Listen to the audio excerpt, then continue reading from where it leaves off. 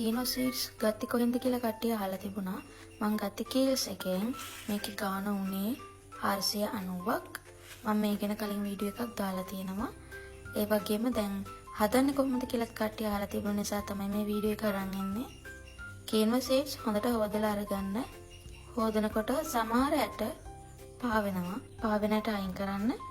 ඊට පස්සේ ඒ ඇට ටික මේ වගේ පෙඟෙන්න දාලා තියාගන්න ඕනේ. සාමාන්‍යයෙන් මිනිත්තු 15ක් 20ක් අතර ප්‍රමාණයක්වත් අඩුම ගානේ පෙඟෙන්න දාලා තියන්න ඕනි. මම මේක කලින් දවසේ රෑ පෙඟෙන්න දාලා තමයි මේ තියෙන්නේ. ඊළඟට මම මේකට පාවිච්චි කරනවා රටේන්දි. මම මේ උණු අතර පෙඟෙන්න දාලා තියෙන රටේන්දි ටික. මොකද මට මේක හොඳට මෑෂ් කරගන්න ඕනේ. බබාට දෙන්න කලින් රටේන්දි කියන ටිකක් දිරවනවා හොර දෙයක් නිසා. මම මේක හොඳට පෙඟුනට පස්සේ ඒක පොඩි කරලා තමයි කෑම එකට එකතු කරන්න යන්නේ. ඊට පස්සේ තියෙනවා මම අරගත්ත කෝලිකොට්ටු කෙසෙල්. මේක මේ වගේ පෙති කපලා තියාගන්න අපිට හදනකොට ලේසියි. එතකොට සාමාන්‍ය ඕට් මීල් එකක් විදිහට තමයි අපි මේක හදන්නේ. මේකට ඔයාලට ඇපල් උනත් එකතු කරගන්න පුළුවන්. ඒ වගේම එළවලු අල වර්ග උනත් එකතු කරලා මේක හදාගන්න පුළුවන්. මම අද හදන්නේ බ්‍රෙක්ෆාස්ට් එකකට හරියන විදිහට. ඕට් මීල් එකක් හා සමානයි. මේන් ඉන්ග්‍රීඩියන්ට් එක තමයි වෙනස් වෙන්නේ.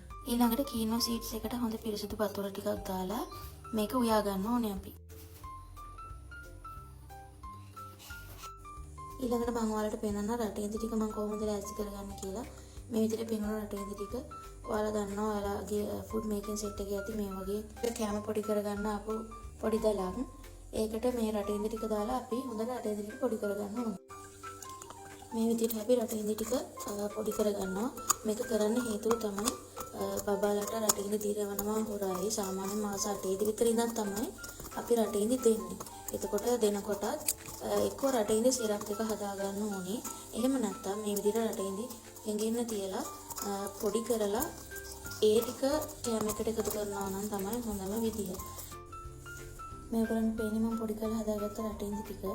ඊට පස්සේ මේකටම කෙසෙල් ටිකකුත් පෙති දෙකක් වගේ එකතු කරලා හොඳට පොඩි කරගන්න. දැන් මාස 8ක් විතර වෙන නිසා බබාට ගොඩක් පොඩි වෙන්න ඕනේ නැහැ මේ කෙසෙල් වගේ දේවල්.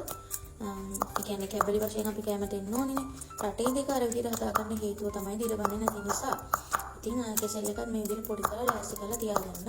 ඊට පස්සේ තියෙන්නේ කීනෝ එක තැම්බුණාට පස්සේ ඒකට මේකත් එකතු කරන්න.